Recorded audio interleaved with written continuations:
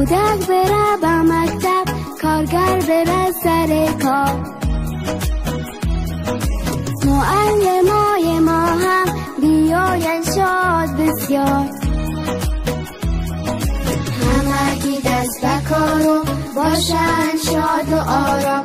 شاگرد کارای خود را قشنگتر بهتر انجام. درخت و گل بشانیم، هم قدم بمانیم. زبان صلح خوب است اگر او را بدانیم، اگر او را بدانیم.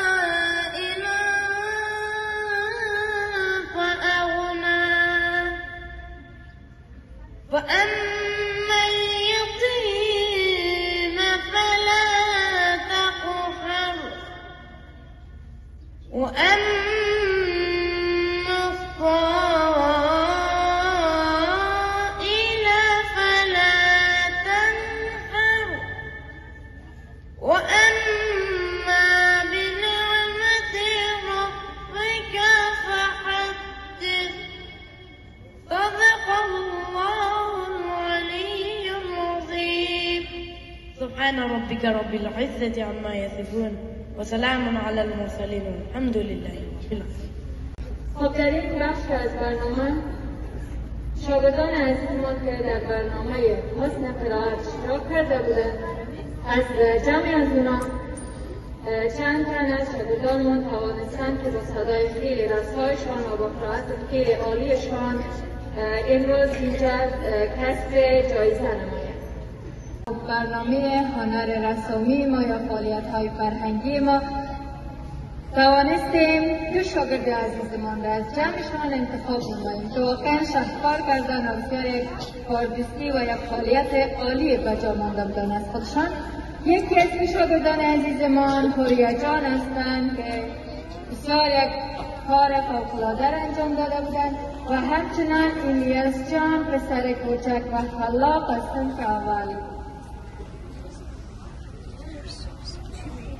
های گذشته از شاگردان عزیزمان از بخش حفظ احادیث برنامه گرفته بودیم و یک مسابقه داشتیم.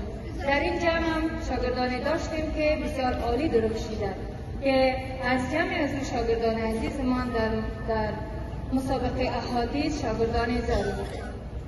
از اشتراک فعالانه تمام شاگردان که در مسابقه احادیث اشتراک کرده بودند صمیمانه سپاسگزار هستیم. امیدوار هستیم که احادیث نور و راهنمای زندگیشان باشد و در کردار و گفتار و رفتارشان از روش پیغمبر گرامیمان و معلم بشریت استفاده نمایند و تا باشد که از گفته‌ها و از روش‌های معلم بشریت و پیغمبر بزرگوار ما استفاده بکنیم و راهشان را دنبال بکنیم.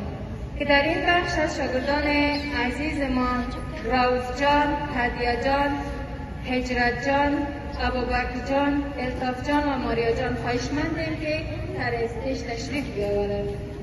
علیه و سلم المسلم و اخو المسلم. پیامبر صلی الله علیه و سلم می‌فرماید مسلمان برادر مسلمان است. وقال النبي صلى الله عليه وسلم الطهور شطر الإيمان. پیامبر صلی الله علیه و سلم می‌فرماید نظافت نصف ایمان است. وقال الله تبارک و تعالی وقل ربی زدنی علما. ترجمه: بگو به پروردگارت که علم من را اضافه کن. وقال النبي صلى الله عليه وسلم من صلى علي واحدة صلى الله عليه عشر. ترجمه: پیامبر صلی الله علیه و سلم می‌فرماید هر کس یک بار به من درود بفرستد خداوند جل جلاله در رحمت بر وی می‌فرستد. بسم الله الرحمن الرحیم. و قال نبی صلی الله علیه و سلم من لا یرحم لا یرحم. پیامبر صلی الله علیه و سلم می‌فرماید رحم کنید تا مورد رحم قرار گیرید. بسم الله الرحمن الرحیم. و قال نبی صلی الله علیه و سلم المسلم من سلم المسلمون بلسانه و یده. پیامبر صلی الله علیه و سلم می‌فرماید مسلمان واقعی کسی است که سایر مسلمانان از دست و زبان او در امان باشد. کودک بره به مکتب، کارگر بره سر کار، معلمای ما هم بیاین شاد بسیار. همگی دست به کار و باشن شاد و آرام، شاگرد کار